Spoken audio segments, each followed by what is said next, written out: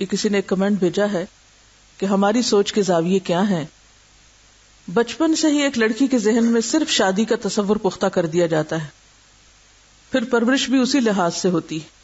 وہ پڑھتی ہے تو صرف اس لیے کہ اچھی جگہ شادی ہو جائے، وہ پہنتی اوڑھتی ہے تو اسی لحاظ سے، اگر مزید نہیں پڑھنا، ان ہائر ایجوکیشن میں نہیں جانا تو صرف اس لیے کہ کہیں لوگوں کو عمر کا پتہ نہ چل جائے. کئی لڑکیوں کو یہ بات میں نے خود کہتے سنی کہ صرف BA ہی کافی ہے، ایم اے کر لیا تو رشتہ مشکل ہو جائے گا. چونکہ زندگی کا مقصد، یعنی عورت کی زندگی کا مقصد ہمارے معاشرے میں صرف شادی قرار دے دیا جاتا ہے، تو اسی اعتبار سے اس کو تیار کیا جاتا ہے.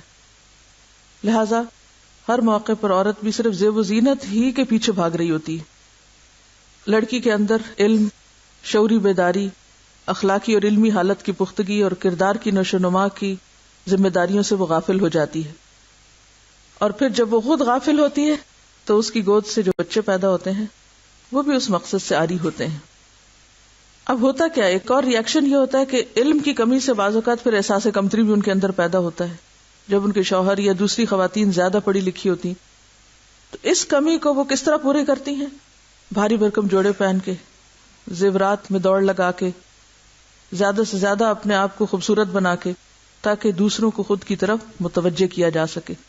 تو ساری دوڑ صرف خود نمائی کی طرف لگ جاتی، یعنی اخلاق میں، کردار میں، علم میں، سوچ سمجھ میں، شعور میں پختگی سب پیچھے چلا جاتا ہے، کیونکہ معاشرہ بھی ظاہر پرست ہے اور ہم خود بھی یہ سمجھتے ہیں کہ ہماری قدر و قیمت صرف ہمارے ظاہری حسن ہی کی وجہ سے ہوگی. لہذا توجہ، مال، وقت، اسباب سب اسی کی طرف لگ جاتے ہیں. اور پھر آپ دیکھیں کہ اس دوڑ کا نتیجہ کیا ہوا کہ پھر گھروں کے گھر متاثر ہوئے، بچے اور نسلیں متاثر ہوئیں. اور پھر آپ دیکھیں کہ جو خواتین تعلیم کے میدان میں آگے ہوتی بھی ہیں ان کے اندر ایک اور طرح کی ایگو جنم لے لیتی، ایک اور طرح کا احساس برتری جنم لیتا ہے ان کے اندر. نتیجہ کیا ہے کہ جو پڑھے لکھے نہیں وہ بھی، اور جو پڑھے لکھے ہیں وہ بھی، سب مل کر اصل مقصد کو پورا نہیں کر رہے جس کے لیے امت مسلمہ بھیجی گئی تھی یا اٹھائی گئی تھی یا اس کے اوپر ایک ذمہ داری عائد کی گئی تھی. پھر ایک یہ ہوتا ہے کہ جب عمر کا ایک خاص حصہ گزر جاتا ہے، یعنی جوانی گزر جاتی ہے، تو جیسے کہ ریسرچز میں آتا ہے کہ 40 سے 50 سال کی عمر کے دوران عورت کے اندر وزڈم ہارمونز پیدا ہوتے ہیں. تو اس عرصے کو وہ مینوپاز اور دوسرے مختلف اسباب کے ماتحت کر کے عموماً عورت کو بیمار، لاچار اور کمزور سمجھ کر ایک ترس کھانے والی چیز کے طور پہ چھوڑ دیا جاتا ہے، اور وہ پڑھنے پڑھانے اور کنسٹرکٹیو رول پلے کرنے کے قابل نہیں رہتی. وہ خود بھی یہی سمجھ لیتی ہے کہ اب میری عمر گزر گئی، جوانی گزر گئی، کیونکہ وہ اپنی اہمیت کس میں جتا رہی تھی؟ صرف ظاہری حسن اور سمارٹنس، فٹنس اور ایک اور طرح کی خوبصورتی کے ذریعے. جب وہ کچھ ڈھلی تو پھر بیمار بن کے توجہ حاصل کرنے کی کوشش، یعنی ایک اور طرح اپنی اہمیت جتانے کے طریقے. لیکن جو کرنے کا کام تھا نہ وہ جوانی میں ہو سکا اور نہ وہ پختہ عمر کو، سمجھداری کی عمر کو پہنچ کے ہو سکا. تو اصل مشکل یہی ہے کہ ہمارے ہاں جو تعلیم اور تعلیم کے ساتھ تربیت اور تربیت کے ساتھ شعوری بیداری کی کمی ہے، جب تک اس کو ختم نہیں کیا جائے گا اس وقت تک بات نہیں بنے گی. اور یہ کام بھی آپ کس سے توقع رکھتے ہیں کہ کون کرے گا؟ تھوڑی دیر کے لیے سوچئے، کون کرے گا یہ کام؟ نمبر 1، ہم سوچتے ہیں کہ یہ مسجدوں میں ہو. ہمارے کتنے فیصد عوام مسجد میں جاتی؟ دینی اداروں میں ہو، کتنے فیصد لوگ دین پڑھتے ہیں؟ ریڈیو ٹیلی ویژن کے ذریعے ہو، میڈیا کیا کردار ادا کر رہا ہے؟ کس سے آپ امید رکھتے ہیں کہ وہ امت کو اس کی بھولی بسری ذمہ داریاں یاد کرائے، یا پھر یہ ہے کہ وہ اپنے فرائض ادا کرے، یا آئندہ نسلوں کی تعلیم و تربیت اور شعور کی بیداری کا کام کس جگہ سے آپ کو امید ہے کہ وہ ہو سکتا ہے؟ گھر سے نا. گھر ہی ایک ایسا انسٹیٹیوشن ہے جس سے آپ یہ توقع رکھ سکتے ہیں. اور گھر کا انچارج اور گھر کی مالک کون ہے؟ خاتون، ماں، آج کی لڑکی. تو جب تک خواتین اور لڑکیوں کے اندر تعلیم نہیں ہوگی، ان کا شعور بیدار نہیں ہوگا، گھروں کی اصلاح نہیں ہوگی، گھروں کی اصلاح نہیں ہوگی تو آئندہ نسلوں کی اصلاح نہیں ہوگی. بھول جائیے کہ پھر یہ کام ہو سکتا ہے. اور پھر آپ دیکھیے کہ قرآن پاک میں اللہ سبحانہ وتعالیٰ نے بنی اسرائیل کے بگاڑ کے دور میں انہیں ایک خاص ہدایت کی تھی. اگر کسی کو یاد ہو، جب فرعون کا ظلم و ستم بہت بڑھ گیا تھا، جب باہر کے حالات بڑے ہی خراب ہو گئے تھے، ہر طرف پرسیکیوشن تھی، کیا تجویز اور کیا حل پیش کیا گیا تھا؟ کیا کرو؟ گھروں کو مسجد بنا لو، گھروں کو قبلہ بنا لو، گھر کے انسٹیٹیوشن سے آغاز کرو، ابتدا کرو، گھروں میں تعلیم کا سلسلہ جاری کرو. اس کی کوئی اور سنت بھی ہے؟ گھروں میں ذکر، تذکیر، تعلیم کے مواقع کہاں، کس گھر سے؟ رسول اللہ صلی اللہ علیہ وسلم کے گھر سے. سورۃ الاحزاب میں وہ آیت آتی ہے نا، وَاذْكُرْنَ مَا يُتْلَى فِي بُيُوتِكُنَّ مِنْ آيَاتِ اللَّهِ وَالْحِكْمَةِ إِنَّ اللَّهَ كَانَ لَطِيفًا خَبِيرًا. اور تمہارے گھروں میں اللہ کی آیات اور حکمت کی جو تعلیم ہوتی ہے اس کا تذکرہ کرو، بے شک اللہ باریک بین ہے، خبر رکھنے والا ہے.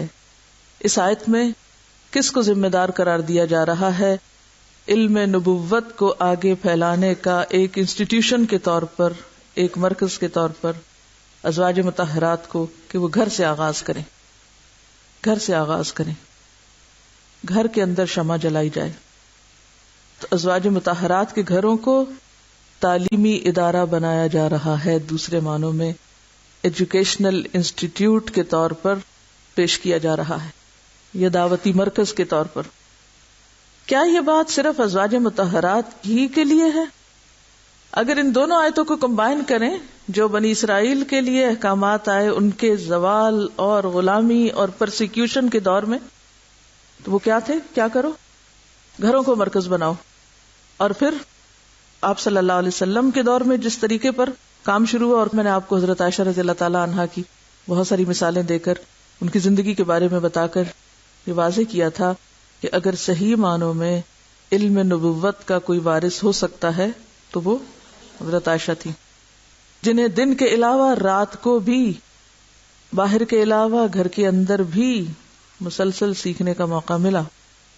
حضرت عائشہ رضی اللہ تعالی عنہا جو تھی، وہ آپ صلی اللہ علیہ وسلم کی ایک طرح سے انٹلیکچوئل پارٹنر تھی. انہوں نے اپنے والد سے ہسٹری پڑھی تھی. ہسٹری کہوں گی انساب کو، عربوں کے ہاں انساب کا علم، اپنے انساب تو کیا اونٹوں کے نسب بھی پتہ ہوتے تھے. حضرت ابوبکر صدیق سے ماہر تھے. حضرت عائشہ نے انساب کا علم اپنے والد سے حاصل کیا. حضرت ابوبکر صدیق رضی اللہ تعالیٰ عنہ علم و حکمت کے بہت سے شعر یاد کیے ہوئے تھے، وہ علم اپنے والد سے لیا. اور جب وہ آپ کے گھر میں آئیں، آپ صلی اللہ علیہ وسلم کے گھر میں، تو وہ ایک پڑھی لکھی لڑکی کی حیثیت سے آئی تھی، جس کی پوری تربیت صحیح رخ پر ہوئی تھی. اور پھر آئندہ کے سال انہوں نے آپ صلی اللہ علیہ وسلم سے مسلسل علم حاصل کیا، اور ایک نیچرل انوائرنمنٹ میں، جس کا صرف کوئی وقت مقرر نہیں ہوتا تھا، ایک مستقل صحبت. اور صحبت یہ نہیں کہ صرف اکٹھے پاس بیٹھنا اٹھنا اور صرف ہنسی مذاق کی باتیں کرنا اور ایک سیر و تفریح کا موڈ رکھنا. اس میں اگر آپ ان سارے واقعات کو پڑھیں جس میں حضرت عائشہ متعدد مواقع پر آپ صلی اللہ علیہ وسلم سے سوال کرتی ہوئی، ڈسکشن کرتی ہوئی نظر آتی ہیں. مثلا آپ صلی اللہ علیہ وسلم ایلا کے بعد جب 29ویں رات کو گھر آ گئے تو انہوں نے پوچھا کہ مہینہ تو 30 دن کا بھی ہوتا ہے. تو آپ نے فرمایا مجھے جبریل امین نے خبر دی تھی کہ 29 کے بعد چاند نظر آ گیا ہے. یعنی بہت سے سوال ایسے ہیں، اور یہی وجہ ہے کہ پھر حضرت عائشہ بعد میں بہت سے صحابہ کرام کے جو روایات تھی ان کی تصحیح کرتی ہوئی بھی نظر آتی ہیں. یہ پورا ایک وسیع باب ہے جس کو اچھی طرح ہمیں سمجھنا چاہیے اگر ہم اپنا رول ادا کرنا چاہتے ہیں. کیونکہ بار بار ایک سوال کیا جاتا ہے، یہ جو عورتیں پڑھنے پڑھانے لگی اسے تو فتنہ پھیل رہا ہے، اور یہ جو عورتیں یہ کر رہی ہیں یہ اس قابل ہیں یا نہیں، اور یہ کیا کریں گی، اور یہ کیوں کر رہی ہیں، اور یہ گھر چھوڑ کے کیوں آئی ہیں، اور یہ بچے چھوڑ کر کیوں آئی ہیں. یہ سب کچھ کس کی طرف پلٹے گا؟ گھروں کی طرف ہی پلٹے گا نا، بچوں ہی کی طرف پلٹے گا، آئندہ نسلوں ہی کی طرف پلٹے گا. اور اس کے بغیر مسجدیں، حکومتیں، میڈیا، معاشرہ، تعلیم گاہیں کدھر جا رہی ہیں؟ ایک ہی راستہ نظر آتا ہے، گھروں میں روشنی اور گھروں میں چراغ جلائے جائیں. اب بات یہ ہے کہ یہ کام صرف مردوں کے کرنے کا ہے، یا اس میں عورتوں کی کوئی ذمہ داری ہے یا کوئی ذمہ داری نہیں ہے. اس میں آپ دیکھیے ان آیتوں کی وضاحت میں اپنا رول متعین کرنے کے لیے سورۃ التوبہ آیت 71، والمؤمنون والمؤمنات بعضهم اولیاء بعض یأمرون بالمعروف وینہون عن المنکر ویقیمون الصلاة ویؤتون الزکاة ویطیعون اللہ ورسولہ اولئک سیرحمہم اللہ ان اللہ عزیز حکیم. کیا لکھا ہوا ہے؟ مومن مرد اور مومن عورتیں. واقعی کہ غلطی تو نہیں ہو گئی, کسی نے کیا پتا جان بوجھ کے ایڈیشن کر دی ہو, یہ بھی کوئی سازش ہی لگتی ہے. ایسا ہی ایسا نہیں ہے, یہ قرآن کا لفظ ہے, اللہ کا کلام ہے. مومن مرد اور مومن عورتیں یہ سب ایک دوسرے کے مددگار ہیں, بھلائی کا حکم دیتے ہیں اور برائی سے روکتے ہیں. عورتوں پر بھی فریضہ ہے, نماز قائم کرتے ہیں, زکوٰۃ دیتے ہیں اور اللہ اور اس کے رسول کی اطاعت کرتے ہیں. یہ وہ لوگ ہیں جن پر اللہ کی رحمت نازل ہو کر رہے گی. ففی رحمت اللہ کون ہوگا؟ جس کے اندر یہ خوبی ہوگی. یقیناً اللہ سب پہ غالب اور حکیم و دانا ہے. اسی طرح یہ آیت جو ہے کنتم خیر امت والی, اس کے بارے میں امام ابن قیم فرماتے ہیں شارع کے عرف میں یہ بات ثابت ہے کہ جب شرعی احکام کا بیان مؤنث کے ذکر کے بغیر مذکر کے صیغے کے ساتھ کیا جائے تو اس صیغے میں مرد اور عورتیں دونوں اصناف داخل ہوتی ہیں, کیونکہ اجتماع کی صورت میں مذکر غالب ہوتا ہے, اس لیے صرف مذکر کا ذکر کیا جاتا ہے. یعنی چونکہ قرآن کا ایک عمومی انداز ہے کہ مذکر کے صیغے میں خطاب کرتا ہے, لیکن اس سے مراد صرف مذکر نہیں, اس میں محترم خواتین بھی شامل ہوتی ہیں, بلکہ لیڈیز فرسٹ ہوتی ہیں. جیسے قرآن پاک میں آتا ہے یا ایھا الذین آمنوا کتب علیکم الصیام, صرف مردوں کے لیے روزے, کوئی شامل ہے یا ایھا الذین آمنوا میں؟ تو آپ دیکھیے کہ امر بالمعروف اور نہی عن المنکر کی ذمہ داری بحیثیت امت جب عائد ہوتی ہے تو امت میں آپ بھی شامل ہیں, اور جب ولتکم منکم امۃ ہو تو اس میں بھی آپ شامل ہیں, کیونکہ امت صرف مردوں سے نہیں بنا کرتی. پھر اس کے بعد قرآن پاک سے مزید دلیل بھی آپ لے سکتے ہیں کہ جیسے اور احکامات مردوں کے لیے مجموعی طور پر ہیں تو عورتیں بھی اس میں شامل ہیں. اور پھر اس کے بعد آپ دیکھیے کہ ہمارے لیے اسوہ حسنہ کون ہے؟ ازواج مطہرات. ان سے کیا کہا گیا؟ سورۃ الاحزاب میں کیا آتا ہے؟ یا نساء النبی لستن کاحد من النساء ان اتقیتن فلا تخضعن بالقول فیطمع الذی فی قلبہ مرض وقلن قولا معروفا. اے نبی کی عورتوں, تم عام عورتوں کی طرح نہیں ہو. اگر تم اللہ سے ڈرتی ہو تو تم دبے لہجے میں بات نہ کرنا. فلا تخضعن بالقول, کیا اس کا مطلب یہ ہے کہ عورتیں جب عورتوں سے بات کریں تو آرام سے بات نہ کریں؟ یہاں کیا پتا چل رہا ہے کہ ان کا انٹریکشن کہاں ہوگا؟ مردوں کے ساتھ بات ہو. یہ حکم آیا ہی جب ہے جب ضرورت پڑی کہ ازواج مطہرات عورتوں کے علاوہ مردوں کو بھی تعلیم دیں گی. فیطمع الذی فی قلبہ مرض, لیکن وہاں خرابی کا بھی اندیشہ ہے. پھر تو تم محتاط انداز میں بات کرنا. اور وقلن قولا معروفا, کیا معنی ہے یہاں معروف کا؟ نیکی کی اچھی بات کرتے رہنا.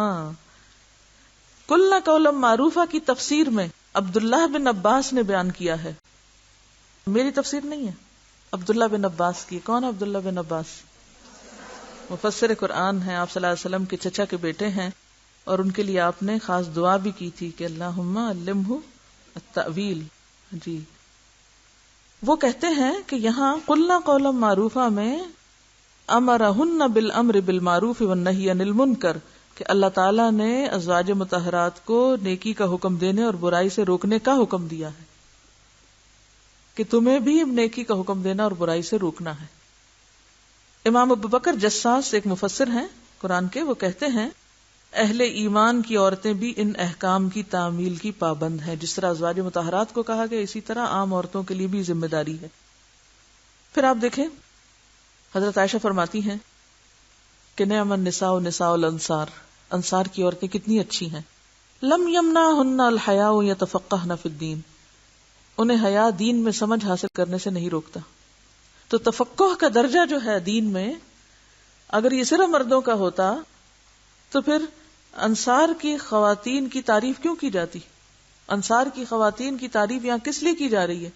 نعم النساء نساء الانصار, انہیں کیوں کہا جا رہا ہے؟ کیوں دین کی سمجھ حاصل کرتی, اور اتنی حریص ہے دین کی سمجھ حاصل کرنے میں کہ کوئی چیز ان کی رکاوٹ نہیں بنتی, کوئی جھجک اور حیا نہیں آتی ان کو دین کا مسئلہ جاننے میں. اور آپ کو معلوم ہے کہ عورتوں کے لیے جہاں احکامات مردوں کے ساتھ ساتھ ہے, حدیث میں آتا ہے کہ عورتوں نے الگ بھی اپنے لیے ایک دن مقرر کروایا. بخاری کی روایت ہے, ابو سعید خدری کہتے ہیں کہ عورتوں نے آپ صلی اللہ علیہ وسلم سے کہا کہ مردوں نے آپ سے ہماری نسبت زیادہ حصہ لیا ہے, وہ زیادہ سیکھتے ہیں آپ سے. آپ ہمارے لیے ایک دن الگ بنائیں, مخصوص کریں ہمارے لیے دن, کیونکہ ان کے ساتھ ساری باتیں کٹھی ہوتی رہتی ہیں, ہمیں ایک دن اسپیشلی الگ چاہیے. آپ نے ایک دن کا وعدہ فرمایا اور اس میں آپ ان سے ملے, انہیں نصیحت کی اور خاص طور پہ صدقے کا حکم دیا. پھر آپ دیکھیں کہ اس میں کوئی شک نہیں کہ عورت معاشرے کے مختلف پہلوؤں پر اثر انداز ہوتی ہے. عورت کا ایک مؤثر رول ہوتا ہے معاشرے کے اندر. اسی لیے آپ صلی اللہ علیہ وسلم نے کیا حکم دیا تھا کہ جب عورت سے شادی کرو تو کیا دیکھو اس کے اندر, تو اگر وہ سمجھے ہی نہیں تو وہ کہاں سے آئیں گی دین والیاں پھر. آپ صلی اللہ علیہ وسلم نے فرمایا تنکح المرأة لأربع لمالها ولحسبها وجمالها ولدینها فاظفر بذات الدین تربت یداک. عورت سے 4 چیزوں پر, یہ 4 بنیادوں پر نکاح کیا جاتا ہے, مال, حسب, نسب, خوبصورتی اور دین. تو دین والی کو حاصل کر, تیرے ہاتھ غبار آلود ہوں. لیکن ہم نے تو یہ پہلا اور بنیادی نقطہ ہی کھو دیا, اور شاید اس کی وجہ یہ بھی ہو کہ دین والے دین پڑھ کے بھی دیندار نہیں ہوتے, وہ بھی کچھ کم نہیں ہوتے گھروں میں فساد ڈالنے میں. تو پھر کیا فائدہ کسی کو دین والے لانے کا, کیونکہ دین لبادہ اوڑھنے کا نام تھوڑی ہے. دین تو اخلاق کا نام ہے, دین تو معاملات میں صبر اور برداشت کا نام ہے, دین تو برے رویے کے جواب میں اچھا رویہ ظاہر کرنے کا نام ہے. اور اگر وہی خاندان کے اندر ایک لڑکی جا کے نہیں ظاہر کرتی اور بہت بے بات ماں باپ کو شکایتیں لگاتی ہے, تو یہ کس قسم کا دین ہے؟ پھر آپ دیکھیں کہ بیوی کی حیثیت میں کہاں کہاں امر بالمعروف اور نہی عن المنکر نظر آتا ہے. حضرت آسیہ فرعون کی بیوی جو تھی, انہوں نے کیا کہا تھا, موسیٰ کو قتل نہ کرو. اثر انداز ہوئی تھی. فرعون جو اتنے لڑکے قتل کروا چکا تھا, کوئی نہیں اس کو روک سکا اس سے, نہ کسی کا احتجاج, نہ کسی کی حیا, نہ کچھ, کوئی نہیں روک سکا. کون روکنے میں کامیاب ہوا؟ بیوی, عورت کا مؤثر کردار ہے. کوئی یہ نہ کہے کہ عورت کی حیثیت میں ہم کمزور ہیں. وہ کام لیس الذکر کالانثی, بعض اوقات عورت وہ کام کر جاتی ہے جو مرد نہیں کر سکتا. اللہ نے عورتوں کو خاص صلاحیتیں عطا کی ہیں. اکرمہ ابو جہل کے بیٹے کس کی کوششوں سے مسلمان ہوئے تھے؟ ام حکیم بیوی کی, اس نے سمجھایا تھا. دور اول میں اسلام کی تبلیغ صرف مردوں نے نہیں کی. ام سلیم کو جب ابو طلحہ نے نکاح کا پیغام بھیجا تھا تو کیا کہا تھا انہوں نے؟ تم ایک مشرک شخص ہو, اپنے ہاتھ سے بنائے ہوئے لکڑی اور پتھر کے بت کو پوجتے ہو, اور میں ایک مسلمان عورت ہوں. اگر مجھ سے شادی کرنا چاہتے ہو تو مسلمان ہو جاؤ, اور میرا مہر اسلام ہوگا. کبھی غور کیا آپ نے اس واقعے پر؟ ایک عورت کے لیے مال اور نکاح کا پیغام اور یہ ساری چیزیں کتنی اہم ہوتی ہیں, لیکن وہ ہر چیز پر کس چیز کو ترجیح دیتی ہیں؟ اسلام. یعنی کتنی عظیم قربانی ہے ایک عورت کی جو کہتی ہے میرا مہر اسلام ہوگا, تو مسلمان ہو جاؤ. دیکھو میں ایک مسلمان عورت ہوں, وہی نہیں کہتی اچھا پتہ نہیں پھر رشتہ آئے گا کہ نہیں, چلو ٹھیک ہے ابھی اسی سے شادی کر لو, پھر آہستہ آہستہ مصلحت کے ساتھ اس کو مسلمان کر لوں گی. کہتی کہ دیکھو میں تم سے لوں گی کچھ نہیں, اپنا حق مہر چھوڑ رہی, دے کے ہی کچھ ملتا ہے نا, تم مسلمان ہو جائے. اسلام کے لیے مال خرچ ہو رہا ہے نا, دے کے, سب دے کے کہتی ہیں مسلمان ہو جائے. کیا یہ ایک عورت کی اسلام کی تبلیغ نے؟ پھر اس کے بعد آپ دیکھیں کہ جب بغداد تباہ ہوا تھا تو اس کے کچھ ہی عرصے کے بعد پھر وہاں سے اسلام پھوٹ پڑا. جو فاتح قوم تھی وہ خود مسلمان ہو گئی. پتا ہے آپ کو کیسے ہوا؟ یہ تھا کہ جب مسلمان مردوں کو تو انہوں نے ایسا مارا, اتنا خون بہایا, دجلہ سیاہ لال کر دیا, گلیاں بازار خون سے بہہ گئی, لیکن عورتیں بچ گئی تھیں اور بچے, کچھ وہ بھی مارے گئے تھے مگر بہت بچ گئی. عورتوں کو انہوں نے پکڑ پکڑ کے غلام بنا لیا, بچوں کو غلام بنا لیا. اب اس آنے والے لشکر نے کیا کیا, ان عورتوں کو پکڑ کے اپنے گھر میں رکھا. مر چلے گئے, ختم ہے, بھاگ گئے ادھر ادھر, عورتوں کی آئی شامت. اب ان عورتوں کے ہاتھوں وہ فاتح قوم مسلمان ہوئی. دوبارہ اسلام کا ریوائول کس کے ہاتھوں ہوا؟ عورتوں کے ہاتھوں ہوا, بچوں کے ہاتھوں ہوا. اللہ بے نیاز ہے, جس سے چاہے کام لے لے. لیکن کتنا صبر کیا ہوگا ان عورتوں نے. ایک مسلمان عورت کا ایک کافر کے ہاتھ غلام ہو جانا, ایک عزت والی زندگی سے اٹھ کر ایک مظلومیت میں آ جانا. وہ چاہتی تو پھر صرف روتی دھوتی رہتی اور مظلومیت کے قصے سناتی رہتی. اس پر ایک کتاب ہے دعوت اسلام, اس میں ایک مشہور مستشرق ہیں T.W. آرنلڈ کا نام آپ نے سنا ہوگا. وہ کہتے ہیں کہ تاتاریوں اور ترکوں کی بیویوں کی کوششوں سے تاتاری اور ترک مسلمان ہوئے تھے. وہ لکھتے ہیں کہ یہ دلچسپ بات قابل ذکر ہے کہ اسلام کی تبلیغ میں صرف مسلمان مردوں نے ہی کوشش نہیں کی بلکہ عورتوں نے بھی اس کار خیر میں حصہ لیا ہے. کئی تاتاری شہزادے ایسے گزرے ہیں جنہوں نے اپنی مسلمان بیویوں کی ترغیب سے اسلام قبول کیا. یہی صورت بہت سے بت پرست ترکوں کے ساتھ بھی پیش آئی جو اسلامی ملکوں پہ یورشیں کرتے تھے. یعنی حملہ آوروں کو جو کتنے جابر اور کتنے ظالم ہو سکتے ہیں ان کو مسلمان کیا عورتوں نے صبر اور تحمل اور ضبط کے ساتھ. آج ہماری ایک لڑکی ذرا دین پڑ جاتی ہے ایسی متکبر اور سرکش ہوتی, لو فلاں کو تو دین کا پتہ نہیں ہو, تو ایسا آوارہ لڑکا, وہ تو فلانا ہے ڈمکانا ہے, میں تو اس کے ساتھ نہیں رہ سکتی اور میں تو کچھ نہیں کر سکتی. کوئی صبر نہیں, ضبط نہیں, تحمل نہیں, حکمت نہیں کہ اخلاق سے دل جیت کے اس کو سیدھے رستے پہ لایا جائے. کیونکہ قربانی مانگتا نا یہ سب کچھ. ہم کیا کہتے ہیں, بنی بنائی سیج ہو, ہم کیوں قربانی کریں؟ ہمیں تو متقی پرہیزگار شخص بنا بنایا کو ملنا چاہیے. کہاں سے آئیں گے ایسے لوگ یہاں؟ جس معاشرے میں ماؤں نے یہ کردار ادا ہی نہیں کیا کہ بیٹوں کی تربیت کا کوئی کام کریں, تو اس معاشرے میں لڑکیوں کو کیسے ایسے شوہر مل سکتے ہیں؟ امپاسبل. اور اگر آپ دین پڑھ کے یہ سمجھیں کہ آپ یا تو شادی نہیں کریں گے اور ایسی ایسی شرطیں لگائیں گے تو پھر گیا اسلام کا کام.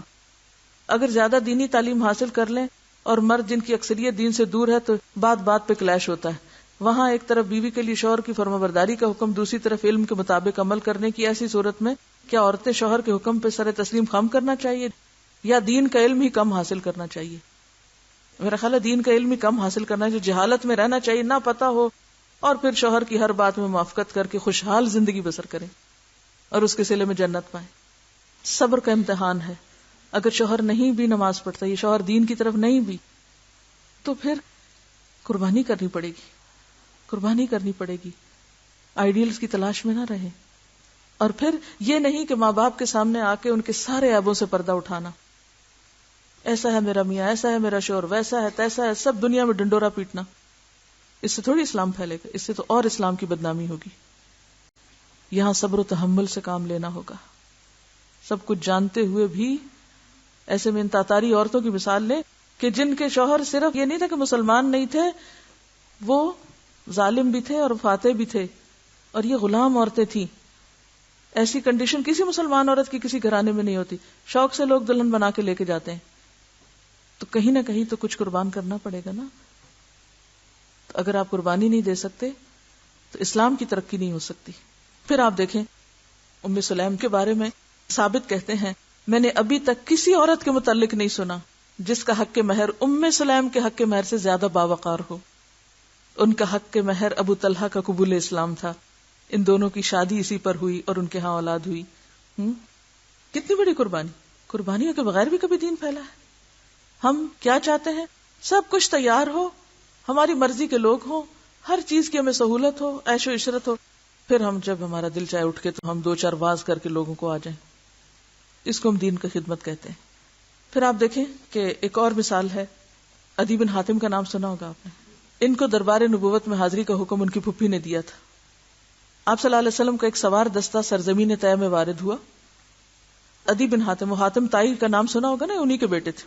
عدی بن حاتم آپ سے نفرت کی بنا پر وہاں سے بھاگ گیا. اس علاقے کچھ لوگ قیدی بنا کر آپ کی خدمت میں لائے گئے.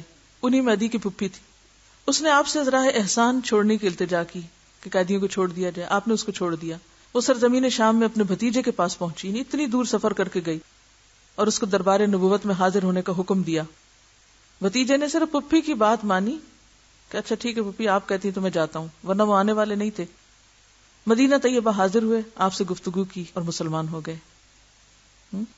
اسی طرح حوازن کے قیدی کس نے چھڑائے تھے؟ آپ کی رضائی بہن تھی نا, شیماء. ایک نہیں, تاریخ بھری پڑی ہے ایسی مثالوں سے جس میں عورتیں اپنا رول مختلف طریقے سے ادا کرتی نظر آتی ہیں. حضرت عائشہ کے بارے میں آتا ہے, کہتی ہیں بڑا گناہگار ہے وہ شاعر جو تمام قبیلے کی حجب کرے. یعنی صرف ایک دو شخص کی برائی کے سبب پورے قبیلے کو برا کہنا ایک عظیم اخلاقی برائی ہے. اب یہ حضرت عائشہ کا قول ہے. یعنی امر بالمعروف کتنا اچھا ایک طریقہ ہے, کتنا اچھا ایک انداز ہے. پھر اسی طرح ابو سلمہ تابعی کہتے ہیں کہ ان کے اور کچھ لوگوں کے درمیان زمین کے بارے میں کچھ جھگڑا ہو گیا, ابو سلمہ اور کچھ اور لوگوں کے ساتھ. اس کا ذکر انہوں نے حضرت عائشہ سے کیا تو انہوں نے کہا اے ابو سلمہ تم اس زمین کو چھوڑ دو، کیونکہ رسول اللہ صلی اللہ علیہ وسلم نے فرمایا کہ بالشت بھر زمین کے لیے بھی اگر کوئی ظلم کرے گا تو 7 طبقے اس کے گلے میں ڈالے جائیں گے۔ یہ بھی حضرت عائشہ ان کو مشورہ دیتی ہے، کیا ہے؟ امر بالمعروف اور نہی عن المنکر۔ ایک شخص نے حضرت عائشہ سے سوال کیا، اس نے کہا ام المومنین بعض لوگ ایک رات میں قرآن 2 3 بار پڑھتے ہیں۔ عائشہ صدیقہ نے کہا انہوں نے پڑھا مگر انہوں نے نہیں پڑھا، اولئک قرأوا ولم یقرؤا۔ رسول اللہ صلی اللہ علیہ وسلم تمام رات نماز میں کھڑے رہتے لیکن سورہ بقرہ، آل عمران اور سورہ نساء سے آگے نہیں بڑھتے تھے۔ آپ جب کسی بشارت کی آیت پہ پہنچتے تو خدا سے دعا مانگتے، وعید کی آیت پہ پہنچتے تو پناہ مانگتے۔ کعبہ پر جب نیا غلاف چڑھایا جاتا اور پرانا غلاف اتار لیا جاتا تب سوال یہ پیدا ہوتا کہ پرانے غلاف کا کیا کیا جائے۔ پہلے ایسا ہوتا کہ تعظیم اور ادب کے نقطہ نظر سے پرانے غلاف کو زمین میں دفن کر دیا جاتا، جیسے آج کل لوگ قرآن پاک کے غلاف وغیرہ کرتے ہیں۔ شیبہ بن عثمان نے جس زمانے میں کعبہ کے کلید بردار تھے، کنجی بردار تھے، عائشہ صدیقہ سے بیان کیا کہ ہم سارے اس غلاف کو اکٹھا کر کے ایک گہرا کنواں کھود کے اس میں دفن کرتے ہیں تاکہ ناپاکی کی حالت میں لوگ اس کو نہ پہنیں۔ حضرت عائشہ نے شیبہ سے کہا یہ تو اچھی بات نہیں، تم برا کرتے ہو، جب وہ غلاف کعبہ سے اتر گیا تو وہ عام کپڑا ہے، اب اگر کسی نے ناپاکی کی حالت میں اس کو پہن بھی لیا تو کوئی مذائقہ نہیں، تم کو چاہیے کہ اس کو بیچ دو اور اس کے جو دام آئے غریب اور مسافروں کو دے دیا کرو۔ تو حضرت عائشہ نے اپنی بصیرت سے کیا سمجھا کہ یہ تعظیم غیر شرعی ہے جس کا خدا اور اس کے رسول نے حکم نہیں دیا، یعنی بہت گہرائی میں جا کر امر بالمعروف اور نہی عن المنکر کا کام کرتی تھی، صرف یہ نہیں کہ ظاہری چند باتوں کو لے کے تو لوگوں کو حرام حلال کے صرف بتانا شروع کر دیتی۔ مثالیں بہت ہیں، وقت ہمارے پاس کم ہے، اور ویسے بھی 1 اور 2 دن میں تو خواتین کی پوری تاریخ اور پورا کردار اور رول سامنے نہیں آ سکتا، لیکن صرف اتنا سمجھانا مقصود ہے کہ آپ اس ذمہ داری سے بری الذمہ نہیں ہیں، آرام نہیں فرما سکتی صرف لوگوں کے مشوروں پر، کہ اگر لوگ کہیں کہ ہاں یہ تم کہاں چل پڑی تو ہم کہیں واقعی ہم غلطی کر رہے ہیں۔ اچھا، آخری چیز جو ہمارے لیے کوئی قابل تقلید مثال نہیں، لیکن جب دنیا میں ایسا ہو رہا ہو تو ہمیں بھی سوچنے کی ضرورت۔ نوائے وقت ہے 6 فروری 2005 کی، خود بھی دیکھ سکتے ہیں جا کے۔ پھر عراق میں متعین برطانوی اور امریکی فوجی دستے مردوں اور عورتوں پر مشتمل ہیں۔ عراق میں متعین فوجی دستے امریکی اور برطانوی مردوں اور عورتوں پر مشتمل ہیں۔ یہ فوجی نہ چاہتے ہوئے بھی عراقیوں کو مارنے پہ مجبور ہیں۔ امریکی اور برطانوی فوجی خواتین مردوں سے بھی 2 ہاتھ آگے ہیں۔ مرد فوجیوں کی طرح ان کے دلوں میں بھی جذبہ رحم کا فقدان ہے، تاہم خواتین موجودہ صورتحال سے سخت نالاں ہیں۔ ان میں سے کچھ غیر شادی شدہ ہیں، کچھ بچوں کی مائیں ہیں۔ یہ فوجی خواتین کون ہیں؟ بچوں کی مائیں، جو ایک عرصے سے عراق میں متعین ہیں، گھر نہیں گئی، بچوں کو نہیں دیکھا۔ جنگ کے متعلق ان کے تاثرات کچھ اچھے نہیں، کیونکہ مزاحمت ختم ہونے کا نام نہیں لیتی۔ امریکن خاتون فوجی برانلی ولیامز کا کہنا ہے کہ 2004 کی سرگرمیوں میں اس کی یہاں تعیناتی ہوئی تھی۔ اس کا کہنا ہے کہ اس کا خاوند بھی عراقی میں تعینات ہے، اس کا 1.25 سالہ بچہ کولوراڈو میں ہے، وہ ابھی تک دوبارہ اس کو دیکھ ہی نہیں سکی۔ وہ ماں ہونے کے ناطے بچے کو دیکھنا چاہتی ہے مگر اپنے فرض کے سبب مجبور ہے، اپنے فرض کے سبب مجبور محض ہے، صرف مجبور نہیں، مجبور محض ہے، جبکہ فوجی قیادت اسے امریکہ جانے کی اجازت نہیں دیتی، اجازت نہیں واپس جانے کی، وہ عراق سے نہیں جا سکتی۔ ہم دونوں میاں بیوی جب عراق آئے تھے تو بچے کو خادم کے سپرد کر کے آئے تھے، میڈ کے پاس چھوڑ کے آئے تھے جو اس کی دیکھ بھال کر رہی ہے، مگر ماں جس طرح دیکھ بھال کر سکتی ہے دوسرا شخص کس طرح اس کی نگرانی کر سکتا ہے۔ اس میں اور بھی تفصیلات ہیں۔ 19 ایئرز کی ایک لڑکی ہے، یہ خاتون فوجی نناتالی کی عمر 19 سال کے لگ بھگ ہے۔ شی از اونلی 19۔ آپ کہتے ہیں نا کہ ابھی تو ہم بہت چھوٹے ہیں، ہاں ابھی تو کھیلنے کودنے کے دن ہیں۔ وہ فوج میں بھرتی ہو کر دوسرے ملک میں جنگ لڑ رہی ہے، جنگ۔ مجلہ کا فوٹوگرافر انٹرویو کے لیے اس کی تصاویر لے رہا تھا تو وہ گھبرائی ہوئی تھی۔ مجلہ کے صحافی کو انٹرویو دیتے وقت شرما رہی تھی کیونکہ فطرت میں ہے نا، اور سوالوں کے جواب بہت آہستہ آواز میں دے رہی تھی۔ اس نے بتایا کہ اس کی ڈیوٹی ابو غریب جیل کے نواح میں لگائی گئی تھی۔ ابو غریب جیل کا بھی آپ نے سنا ہوگا کہ جہاں مسلمان عورتوں کے ساتھ کیا بیت رہی ہے۔ یہ جگہ خوفناک تھی کیونکہ یہاں امریکی طیارے اکثر بمباری کرتے رہتے تھے۔ سچویشن دیکھیں، خود کو وہاں رکھیں۔ کہتی ہیں کہ یہ جگہ بہت خوفناک تھی، یہ لڑکی 19 سالہ، کیونکہ امریکی طیارے اکثر بمباری کرتے رہتے تھے اور ہمیں ہر وقت یہ ڈر لگتا تھا کہیں ہم بھی بمباری کی زد میں نہ آ جائیں۔ بغداد میں سخت گرمی پڑتی ہے اور گرما میں پانی پی پی کر اس کا برا حال ہو جاتا ہے کیونکہ ان کی نیچر اور طرح کی ہے، اور جگہوں سے آئے۔ اس سوال کے جواب میں کہ ڈیوٹی سے فارغ ہو کر کیسے وقت گزارتی ہیں، اس نے کہا کہ فارغ ہونے کے بعد وہ فوجی کلب میں چلی جاتی ہیں اور ساتھی خواتین سے گپ شپ کرتی ہیں، جس سے انہیں سکون حاصل ہوتا ہے۔ کلب میں وہ کھانوں اور مشروبات سے لطف اندوز ہوتی ہیں اور پھر واپس آ کے سو جاتی ہیں، اگلے دن پھر ڈیوٹی سنبھال لیتی ہیں۔ یہی اس کا معمول ہے۔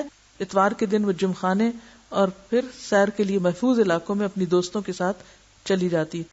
اس کا کہنا ہے کہ فرصت کے وقت امریکہ میں اپنے والدین اور دوستوں کو خط لکھتی ہے یا فون کرتی ہے، مگر تنہائی اسے کاٹ کھانے کو دوڑتی ہے۔ وہ اپنے چھوٹے بھائی مارک کو بہت یاد کرتی ہے جو اس کے ساتھ کھیلا کرتا تھا اور کبھی غصے میں آ کر اس پر ہاتھ بھی چلایا کرتا تھا۔ وہ وقت اسے بہت یاد آتا ہے۔ وہ چاہتی کہ واپس امریکہ جائے، اپنے والدین اور بھائی بہنوں سے ملے، مگر وہ فرض کے ہاتھوں مجبور ہے۔ یہ کس نے ان پہ فرض عائد کیا ہے؟ یہ کوئی پوچھے؟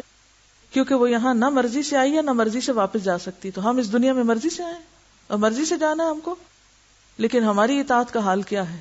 کتنے خطروں میں ہم کام کر سکتے ہیں۔ اس کا کہنا ہے کہ اس نے وہ غریب جیل میں بند قیدیوں کا مشاہدہ کیا، اسے معلوم نہیں کہ انہوں نے جرائم کا ارتکاب کیوں کیا ہے، اس کی خواہش ہے کہ وہ جلد رہا ہوں اور اپنے معمول کی زندگی شروع کر سکیں۔ اس کا مشاہدہ ہے کہ عرب ایک جنگجو قوم ہے، مراد اس کی یہ ہے۔ اس کا کہنا ہے کہ اس وقت عراق میں خوراک کی کمی ہے، عوام بھوکے مر رہے ہیں اور ان کو خوراک درکار ہے۔ اس نے کہا وہ سمجھتی ہے کہ عراقیوں کو گولیاں مارنے کی بجائے ان کو خوراک مہیا کرنے کا کام زیادہ اہم ہے۔ پینے کا پانی بھی دستیاب نہیں، اسکول کالج اور ادارے مسلسل بند چلے آ رہے ہیں۔ اس نے کہا کہ وہ چاہتی ہے کہ امریکی اور برطانوی فوجیں جلد از جلد واپس وطن پہنچیں، یہاں جمہوریت قائم ہو، امن و امان ہو۔ عوام کو پہلے ایک فوجی عامر نے جوڑ کے رکھ دیا۔ صدام حسین کے دور صدارت میں کسی کی عزت جان مال محفوظ نہیں تھی اور اب افراتفری اور دوسرے مصیبتوں نے عراقیوں کی کمر توڑ دی ہے۔ وہ چاہتی ہے کہ اپنے ملک واپس چلے جائیں اور عراق کی قسمت کا فیصلہ عراقی عوام کے سپرد کر دیا جائے۔ اس کا کہنا ہے کہ جنگ نے عراق کو مزید تباہی سے دوچار کر دیا، تیل نکالنے کا کام بند ہو چکا ہے، اناج اگانے کے مواقع بھی محدود ہیں، اس لیے عوام بھوکے مر رہے ہیں، اس کا تدارک ہونا چاہیے۔ اور اسی طرح اور بھی خواتین کے انہوں نے کچھ انٹرویوز وغیرہ دیے ہوئے ہیں۔ بہرحال کہنے کا مطلب یہ تھا کہ جب دنیا میں ایسی نوبت آ جائے، ایسے حالات پیدا ہو جائیں کہ مسلمانوں کو ختم کرنے کے لیے مرد تو کیا عورتیں بھی، تو پھر اس وقت مسلمان عورتوں کو بیوٹی پارلرز میں بیٹھنا چاہیے، جی ہاں، اور درزیوں کے چکر لگانے چاہیے، اور سارا سارا دن سونا چاہیے، اور صرف کافی پارٹیز کا ہی دھیان رکھنا چاہیے، اور اس سے ساری دنیا کے مسائل حل ہو جائیں گے۔ اللہ ہم سب پر رحم کرے، اور ایک دوسرے کو نشانہ بنانے کی بجائے ہم اپنے اپنے آپ کو دیکھیں کہ ہم خود کیا کر رہے ہیں اور ہماری کیا ذمہ داری بنتی ہے، اور ذمہ داری ادا ہو نہیں سکتی جب تک قربانی نہ کریں گے، اور اس کے لیے آپ کو ان زیورات اور کپڑے کے شوق سے باہر نکلنا پڑے گا، طرح طرح کے کھانے پکانے کے شوق اور ذوق سے اوپر اٹھنا پڑے گا، کیونکہ دین قربانی کیے بغیر حاصل نہیں ہوتا۔ اور دنیا میں اگر واقعی ہم پیس چاہتے ہیں تو اس کی ابتدا اپنی ذات اور گھر سے کیجئے، اپنے رشتہ داروں اور خاندان سے کیجئے، اور پھر وہ دائرہ پھیلتا پھیلتا باقی دنیا تک بھی جائے گا، تبھی خیر امت اخرجت للناس ہو سکے گا، تبھی دوسروں تک اسلام کا پیغام جا سکے گا۔ پھر سنیے ہے کہ اے انسان، دنیا کو آخرت کے عوض فروخت کر ڈال، دنیا کو آخرت کے لیے بیچ ڈال، دنیا دے دو تاکہ آخرت ملے۔ تیرے لیے دنیا اور آخرت دونوں ہی فائدہ مند رہیں گی، مگر خبردار دنیا کی خاطر آخرت کو مت فروخت کرنا، ورنہ تیری دنیا اور آخرت دونوں خسارے میں رہیں گی۔ یعنی ساری اٹریکشنز تو موجود ہیں، لیکن تمہیں کیا کرنا ہے؟ اگر ان میں سے کچھ چھوڑنا پڑے آخرت پانے کے لیے تو اس کو چھوڑ دینا، لیکن آخرت کو نہ چھوڑنا۔ ایک اور روایت میں آتا ہے، بعض سلف کا قول ہے، اے انسان، تو دنیاوی حصے کا بھی محتاج ہے، یعنی دنیا کی یہ بھی چیزیں ضرورت ہیں، مگر آخرت کا حصہ اس سے بھی زیادہ ضرورت مند ہے۔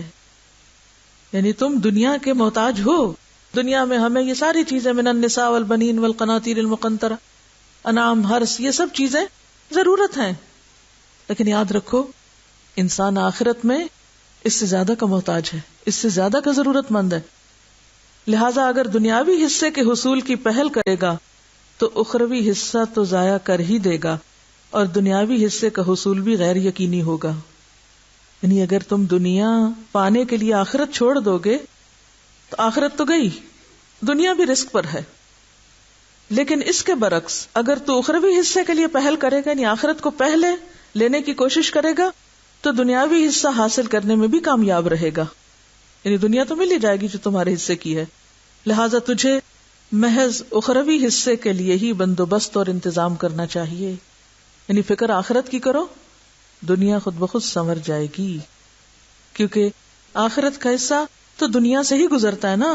جب تم آگے کے لیے جاؤ گے، مثلاً وہ منزل ہے، مثال کے طور پہ اس کو یوں سمجھیے 2 کمرے ہیں، ایسا ہی ہے نا، موت سے پہلے ہم اس دنیا میں اس کمرے میں، موت کے بعد دوسرے کمرے میں چلے جاتے ہیں.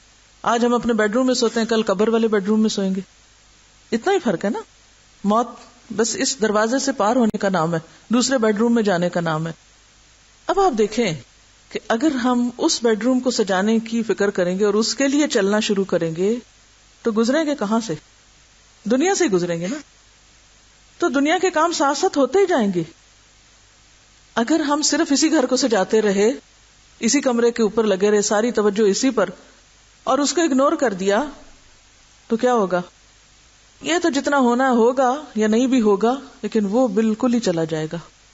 ٹھیک ہے، چلے اب جو میں نے 2 مثالیں آپ کو دی نا، دنیا کا بیڈ روم اور آخرت کا بیڈ روم، یعنی ہمارا یہاں کا کمرہ اور قبر کا کمرہ.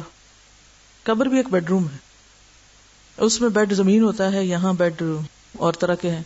اپنے آپ سے پوچھئے کس بیڈ روم کی سجاوٹ میں کتنا وقت لگاتے ہیں، اس کے لیے کتنا غور و فکر کرتے ہیں. ہم کسی حد پہ جا کے رکتے نہیں اپنے اس دنیا کے بیڈ رومز کو سجانے میں. یہ چیز پسند نہیں، یہ چادر اچھی نہیں، اس سے اچھا ڈیزائن آ گیا ہے، یہ پردے اب آؤٹ ڈیٹڈ ہو گئے ہیں، اب یہ کلر ایسے ہونا چاہیے. بڑی بڑی رقم انٹیریئر ڈیکوریٹرز کو دے کر ہم اپنی تسلی تشفی کرتے ہیں، لیکن آخرت کے یا قبر کے بیڈ روم کی سجاوٹ کے لیے اللہ کی راہ میں تھوڑا سا صدقہ بھی ہم پہ بھاری ہوتا ہے. جتنا پیسہ لگا کر ہم صرف اپنے ایک کمرے کا کارپٹ خریدتے ہیں، کیا اتنا پیسہ کبھی ہم نے فی سبیل اللہ اپنی آخرت کے لیے بھی کہیں جمع کرایا، دیا کہیں کہ وہ بھی ذرا بن جائے کہیں؟ سوچے نا، ایک عمدہ قالین کے لیے ہم جتنی رقم لگاتے ہیں، کیا دین کی کسی خدمت اور دین کے کام کے لیے بھی ہم ایکولی کہیں خرچ کرتے؟ جب ایکولی اس کے لیے خرچ ہی نہیں کرتے، سارا کچھ ادھر ہی خرچ کر کر کے رکھ رہے ہیں، سارے ڈیکوریشن پیس اسی کمرے میں ہی سجا دیے ہیں، وہاں کے لیے کچھ بھی نہیں خرچ کر رہے، تو کیا کیا ہم نے، کیا پایا؟ یہی اس آیت میں آتا ہے قُلْ أَأُنَبِّئُكُمْ بِخَيْرٍ مِّن ذَلِكُمْ، کیونکہ وہ تو ہمیشہ کا گھر ہے، یہ تو جلدی چلا جانا ہے، یہ تو ختم ہو جائے گا، یہ تو فنا ہو جائے گا. لیکن وہاں کی نعمتیں نہ فنا ہوگی، نہ ختم ہوگی، نہ پرانی ہوگی، نہ پیلی پڑیں گی، نہ میلی ہوگی، نہ آؤٹ ڈیٹڈ ہوگی. تو عقل مند وہ ہے جو اس کو بنا لے، یہ تو بن ہی جائے گا. چونکہ نظر آتا ہے نا، انسان کی کمزوری ہے، جو چیز نظر آتی ہے اس کو وہ کسی نہ کسی طرح ہاتھ پاؤں مار کے کچھ کر ہی لیتا ہے، جو نظر نہیں آتی اس کے لیے کام کرنا مشکل ہوتا ہے. ضرور اپنی دنیا بنائیں، لیکن آخرت کی قیمت پر نہیں، یا اس کو اگنور کر کے نہیں. وآخر دعوانا ان الحمد للہ رب العالمین. سبحانک اللہم وبحمدک، نشہد ان لا الہ الا انت، نستغفرک ونتوب الیک. السلام علیکم ورحمۃ اللہ وبرکاتہ.